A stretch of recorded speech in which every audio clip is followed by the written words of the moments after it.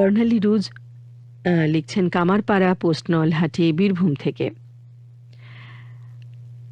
আজি হতে শতবর্ষ পরে কে তুমি পড়িছ বসি আমার কবিতাখানি কৌতূহল ভরে।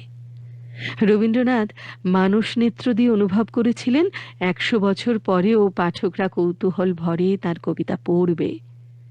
দীর্ঘ লকডাউনের আবহে ভ্রমণ পিপাসু বাঙালি মানুষচক্ষু জাগ্রত করে ভ্রমণ পিপাসা মেটাচ্ছে। আমিও তাদের একজন। অলস দুপুরে খাটে শুয়ে পাশে রাখা অ্যালবামের ছবিগুলো দেখছিলাম। আমার এক নিকটাত্মীয় মনোজ কাকু গতবার ভারত ভুটান সীমান্তের বক্সা গ্রাম ভ্রমণের গল্প শোনাচ্ছিল। ঝোপঝাড় অন্ধকারে ছোট গ্রামগুলির অধিবাসীরা সাপত্যের নিয়ে বাস করছে। পাহাড়ের চড়াই উতরাই ছোট শৃঙ্গ আর সেখানকার অধিবাসীদের অসংখ্য ছবি তুলে রেখেছে অ্যালবামে, যে অ্যালবামটা দিলে নামায়। পাহাড়ের 5টা গ্রাম জঙ্গলকে ঘিরে নিজেদের জড়িয়ে রেখেছে। চলমান রাস্তায় চড়াইয়ের পর চড়াই, দুপাশে গভীর খাদ, শাল সেগুন গাছের ঝোপঝাড়ের মাঝে দাঁড়িয়ে কাকু আর তার 2 সঙ্গী।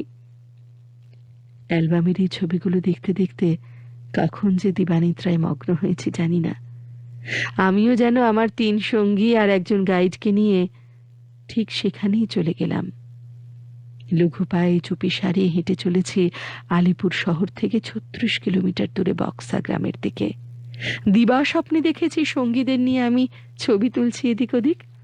হঠাৎ জানলার দরাম শব্দে আমার সুখানুভূতি দিবা স্বপ্ন গেল টুটে। উঠে দেখি ঝড় উঠেছে, মনেও যেন ঝড় উঠেছে, বাউল বাতাস। বর্ণালী রোজ কামারপাড়া, নলহাটি, বীরভূম থেকে লিখলেন। আর এরই সঙ্গে চিঠির ঝাঁপি বন্ধ করলাম এখানে।